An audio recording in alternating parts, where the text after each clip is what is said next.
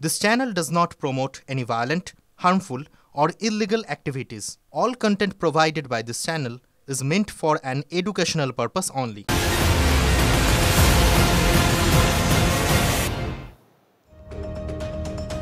এদিকে এই রাজ্যে নারী নিরাপত্তা তা নিয়ে এত সুর উঠেছিল, এত চড়া গর্জন হয়েছিল, তারপরেও কি পরিস্থিতি? রাজ্যে ফের ধর্ষণ করে খুনের অভিযোগ। তিলোত্তমার ঘটনার সাজা ঘোষণার দিনই বাসন্তীতে আদিবাসী নাবালিকাকে ধর্ষণ করে খুনের অভিযোগ। তিনজনকে আটক করে ইতিমধ্যে জিজ্ঞাসাবাদ শুরু করেছে পুলিশ। 12 দিন ধরে নিখোঁজ থাকার পর সোমবার বিকেলে নাবালিকার বিবস্ত্র মৃতদেহ উদ্ধার হয়। পুলিশের ভূমিকায় ফুঁসছেন গ্রামবাসীরা। দোষীদের কড়া শাস্তির দাবিতে বুক ফাটা কান্না মায়ের। ও বুদ্ধদেবের সঙ্গে কথা বলতেছে, বড় মেয়ে দেখে এসেছে যে বুদ্ধদেবের সঙ্গে কথা বলতেছে। আমি বড় মেয়ের বলতেছে, এ বড় মেয়ে তোর বোন বলে বুদ্ধদেবের কাকার সঙ্গে কথা বলতেছে। আমি এক্ষুনি ওই রাস্তার দিকে দেখে এসেছি, ওই বুদ্ধদেবের সঙ্গে লাশ কথা বলা ওনার, ওই লাশ কথা বলা আর ওই সঙ্গে সঙ্গে মেয়ে আমরা খোঁজা শুরু করে দিচ্ছি। ওই সঙ্গেই লাশ কথা বলা। তিনজনের ওপরে সন্দেহ, তিনজনাই ডেকেছিলাম। দীপেন কয়াল আর বিনয় সর্দার আর বুদ্ধদেব সর্দার, এদের তিনজনের ওপরে আমার টার্গেট ছিল। এদের তিনজনের আমরা ইয়ে করতেছিলাম, তো তিনজনাই ডেকেছি। তিনজনাই বলতেছে না আমরা জানি না কিছু। ধর্ষণ করেছে মেয়ের, ধর্ষণ করে মেরেছে। এই কালকে নিয়ে 12 দিন, মেয়ে কি 12 দিনে ওই করে মেরেছে ওরা, ও তিলে তিলে মেরেছে। তো মেয়ের আমরা কটা শাস্তি চাই, যেরকম আমার মেয়ের ওর যে করে মেরেছে বাড়ি আসে ওরকম।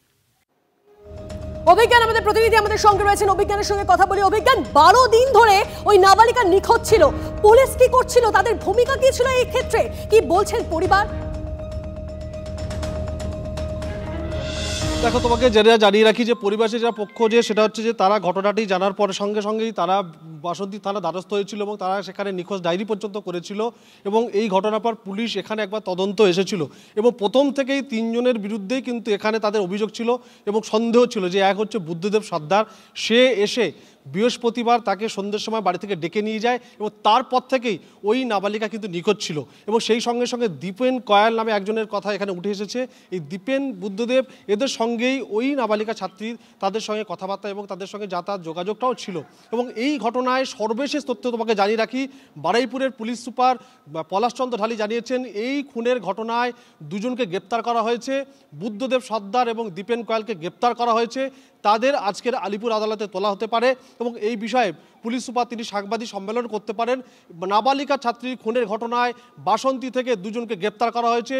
প্রেম ভালোবাসা সম্পর্কিত ঘটনার কারণেই তাকে ডেকে নিয়ে গিয়ে খুন করা হয়েছে বলে পুলিশের প্রাথমিক তদন্ত অনুমান।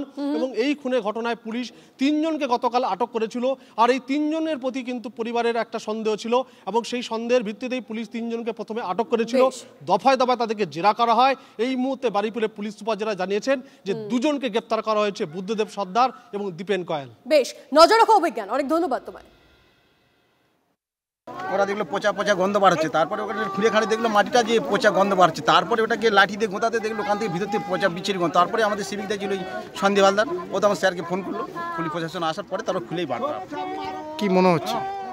মনে এখন কি হবে, আগে একটা নিখোঁজ হয়ে গেছিলো, 12-14 দিন হয়ে গেছে, সেইখানে কমপ্লেন করা হয়েছিল, এখানে ওখানে খোঁজ খবর করা হয়েছিল, কোনো হদিশ পাওয়া যায়নি। তারপরে এই এখন বডিটা পাওয়া গেল। তাকে ধান খেতে মানে পরিকল্পিতভাবে তাকে মেরে সেখানে মোটামুটি পুঁতে দেওয়া হয়েছে। এটা আমাদের এই সমাজে এইটা খুব মানে ধিক্কারজনক ঘটনা। আমরা বাসন্তী থানার পুলিশ প্রশাসন, ক্যানিং এসডিপিও এবং বারুইপুর পুলিশ এসপি সাহেবের কাছে আমরা সমস্ত এলাকার মানুষ দাবি করব প্রকৃত যারা অপরাধী তাদেরকে তদন্ত করে তাদেরকে দোষী সাব্যস্ত করে তাদেরকে ফাঁসি দেওয়া হোক। বিজেপি নেত্রী অর্চনা মজুমদার, তার সঙ্গে আমরা যোগাযোগ করে নিয়েছি। অর্চনাদি, রাজ্যে ফের ধর্ষণ করে খুনের অভিযোগ, তা আবার তিলোত্তমার ঘটনার সাজা ঘোষণার দিনই বাসন্তীতে আদিবাসী নাবালিকাকে ধর্ষণ করে খুনের অভিযোগ এবং তিনজনকে এই ঘটনায় যদি আটক করা হয়েছে, কিন্তু 12 দিন ধরে নিখোঁজ ছিল সেই নাবালিকা। দেখুন, আমি প্রথমেই বলি আমি রাষ্ট্রীয় মহিলা আয়োগের সদস্য, আমি বর্তমানে বিজেপি নেত্রী নই। আর ব্যাপারটা হচ্ছে যে মহিলা আয়োগের তরফে কাজ করার জন্য আমি মনে করি পশ্চিমবঙ্গ মেয়েদের জন্য একেবারে কমপ্লিটলি অসুরক্ষিত। আপনি আর্জি করার পরে আমাদের রাজ্য, আমাদের পুলিশ প্রশাসন কিছু শিক্ষা নেই।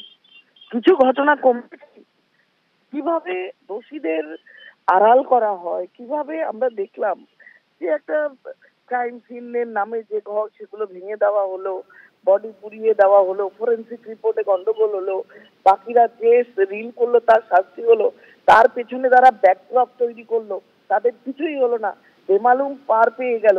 প্রশাসন তাতে মানে বলা যেতে পারে উৎসাহিত, এবং এই জায়গা থেকে তার পরবর্তীকালে মা বাবার মাঝখানে 7 মাসে শুয়ে থাকা মেয়ে, তাকে তুলে নিয়ে গিয়ে রেপ করা হলো। মেয়েটি এসএসকেএম হসপিটালে মৃত্যুর সঙ্গে পাঞ্জালোরে অকালে প্রাণ হারিয়েছে।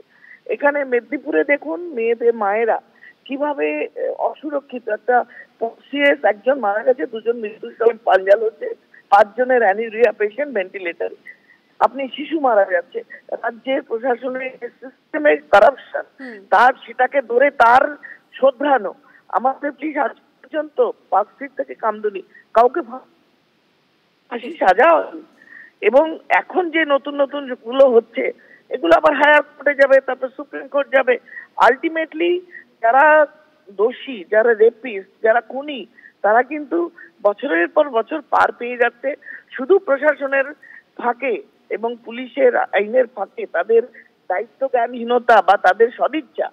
আমি বলবো মাননীয় মুখ্যমন্ত্রী, স্বরাষ্ট্রমন্ত্রী সদিচ্ছা এই জায়গাটার সঙ্গে কম্প্রোমাইজ করে তারা দিব্যি টিকে যাচ্ছে, এবং এর ফলে রাজ্যে যারা ক্রাইম করে সেই লোকগুলোর ভয় ডর চলে গেছে।